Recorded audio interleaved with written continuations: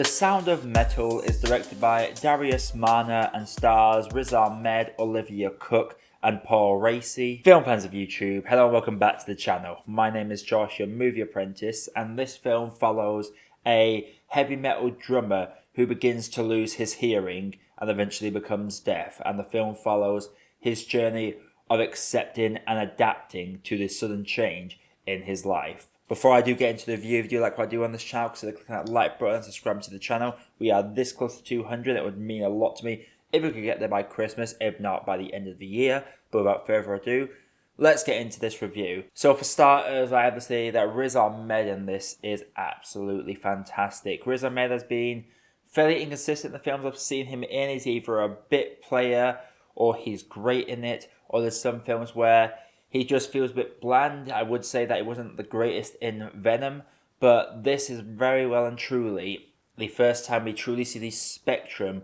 of Riz Ahmed's acting credentials. I feel like he is definitely going to be in contention for some awards, hopefully next year, if not in years to come, because he is really shining in this film. We see his character go from this pure angry denial to this slow acceptance of his condition. He goes through quite a shocking character change. He is quite aggressive and angry in the start, but as we get later in the film, he learns to control his anger, to control his emotions, just to get down to business. He is really good, and this journey is a great one to watch. I also have to give a big shout out to Paul Raci as well. Him and Riz Ahmed have a fantastic little relationship in this. There was actually a moment between them that nearly brought me to tears. I won't get into too much details of what it was, but the bond between these two is amazing. And just the matter-of-fact style that Paul Raci delivers his dialogue. He's almost like a guru, a messiah, but he's a bit more of a stern one. He's like that stern parent that's not going to cuddle you close and tell you everything's going to be okay. No, he's going to be matter-of-fact saying, look, if you're expecting this, don't bother. This is what you should expect. This is how you're going to do it. This is the way we're going to do it. That is the style he goes through his monologues. And I think it's a great touch in helping Riz Ahmed's character get through his adjustment period. I also have to give a massive shout out to, first of all, the way some of these scenes are laid out. There are certain scenes, there are certain periods of this film that do nothing but communicate in sign language. So for those of us that don't know sign language, we have to be sold on what the actors are doing and by their expressions. And whilst we have no idea what they're talking about, the general vibe and mood of the film comes across. And as people that do speak sign language, I feel like it is very, very inclusive for them. And I bet they get a lot of stuff about these scenes. If anyone that speaks sign language happens to stumble across this, can you please tell me what they were discussing during a couple of them dinner scenes? Because they were adorable to watch, but I'd love to have known what they were speaking of. It's just a very nice touch. I also have to give a big shout out to the sound. I always get mixed up between what's sound editing and sound mixing, but whichever one it is, that is the one that mixes the sound in the editing process. I'm pretty sure it's sound mixing. I'm pretty sure sound editing is the recording and the sound mixing is the editing one. Might be wrong, but who knows? I have to say it's a massive achievement how they managed to play with the audience. We very much feel what Riz Ahmed is going through in this entire sequence. Whenever he starts losing his hearing, to the bits where he just cut out the sound, then they will cut away and show what's actually being said, but then we'll cut back to him, and it is impossible for even us, the audience, to make out is what's being said.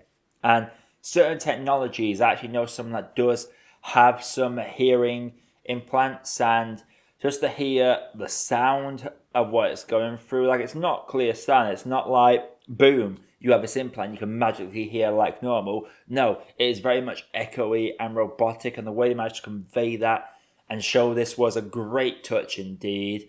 There's just a very nice journey to go through. If I had to say I had a couple of flaws with this film, I would say I have two flaws with this.